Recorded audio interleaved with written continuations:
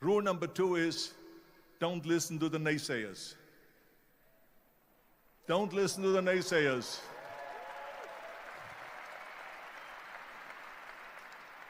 Everything I ever did, the thing that I heard out of people's mouth was, that's impossible. That can't be done. Or no. I remember when I wanted to be a bodybuilding champion, including my parents and everyone else around me, said this is impossible.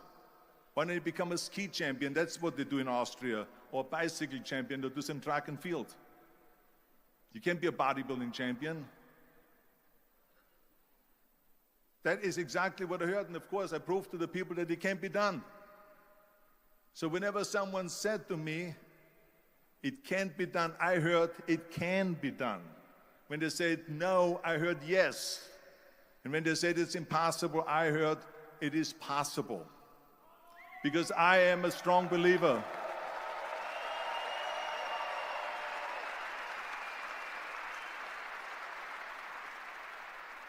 I'm a strong believer of what Nelson Mandela said, that everything is always impossible until someone does it.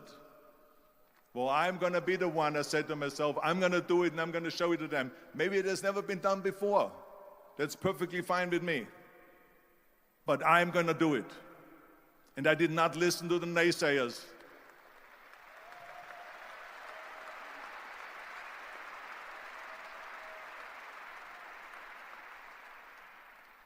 The same was also when I went into, not just in bodybuilding, they said no. When I wanted to come to America, when I wanted to go to America, they said it's impossible. There's no money that you have to fly even over there. You have no money when you go over there to live with. And what do you think, they're going to wait for you? They have plenty of big bodybuilders over there. It was all no, no, and it can't be done, it's impossible. And I remember then that the same thing happened also when I went into the show business. Can you imagine, I was now a bodybuilder, I weighed 250 pounds, I was Mr. Olympia 6 times, I was Mr. Universe 5 times, and Mr. World and Mr. International. I won 13 World Bodybuilding Championships altogether, and now I said to the agent, the Hollywood agent, I want to get into movies. He said, that's funny, Arnold.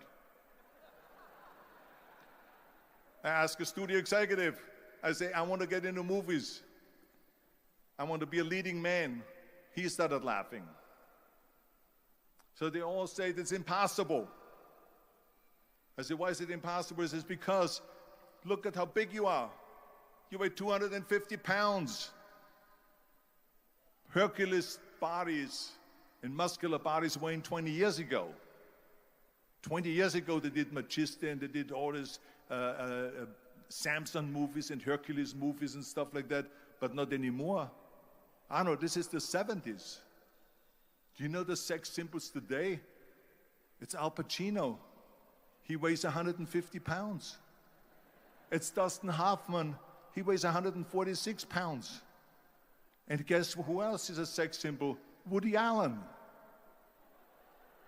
So imagine they're telling me now that those are the new sex symbols. So therefore, forget about it.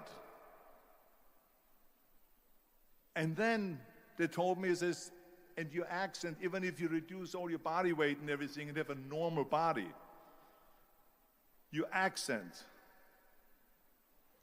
I said, your accent, I mean, it will go give people goosebumps. With the German accent, it will get people the creeps. They will get scared. He says, no one in Hollywood ever has become a leading man that had an accent. Doesn't happen. People in America want to hear their actors talk like John Wayne, or like Burt Reynolds, or like Clint Eastwood. Not like someone on Hogan's Heroes or something like that, some Nazi movie. This is the kind of stuff that they heard. They said, no, you see, it's impossible. And plus your name who can pronounce Schwarzenegger or something like that. No one can pronounce that, so forget about it, Arnold. This is the kind of thing that I heard. Imagine, you go from studio executive to studio executive, from agent to agent, from manager to manager, and they all said exactly the same thing. Now that's very encouraging, isn't it? But you know something? I didn't give a shit. I didn't.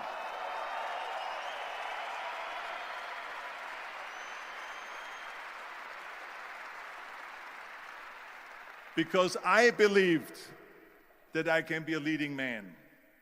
I believed that I could be another Clint Eastwood or another Burt Reynolds or another Warren Beatty or whatever those characters were, Charles Bronson and so on. I believed that I could be those people. I said, there's enough room on that ladder that I can fit up there. And I looked back again and learned from what I learned in sports. In my case, in bodybuilding. It's all about the hard work that you put in. I said to myself, in bodybuilding, I worked out 5-6 hours a day. I'm going to do the same thing now for acting. And of course, I went to college to study English. I studied voice, accent removal, acting classes, and all of this stuff, all day long. I worked and I worked and I worked. And within a short period of time, I made one movie called Hercules in New York, which of course went right into the toilet.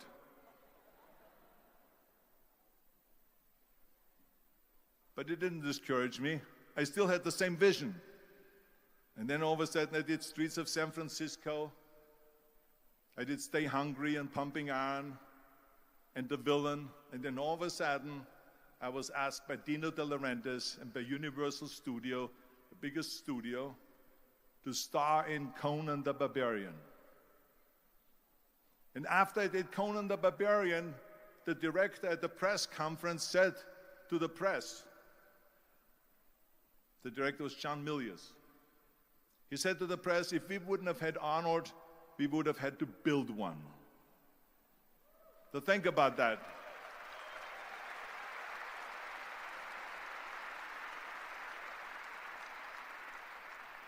The very body that they said can never be sold because the time is wrong. A few years later, I'm doing Conan the Barbarian, and it was the #1 hit at the box office when it came out in the summer of '82.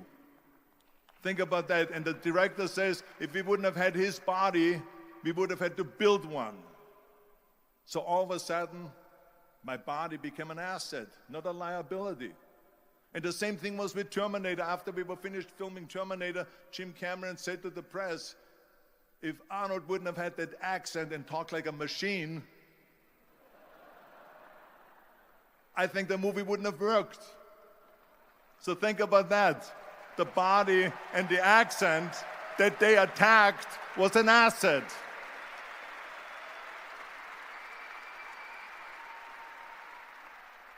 But I didn't listen to those losers. I didn't listen to them at all. Because that's exactly the way it was in politics again, when everyone said no, no, no, and it can't be done. And then became governor of California. And this is with everything like that. This is just the reality of it, is that you cannot listen to the naysayers. So this is a very important lesson for all of you. So when someone says, no, this is a stupid idea, you in your mind, you don't have to say it, but in your mind just say to yourself, fuck you, you're an asshole. What do you know?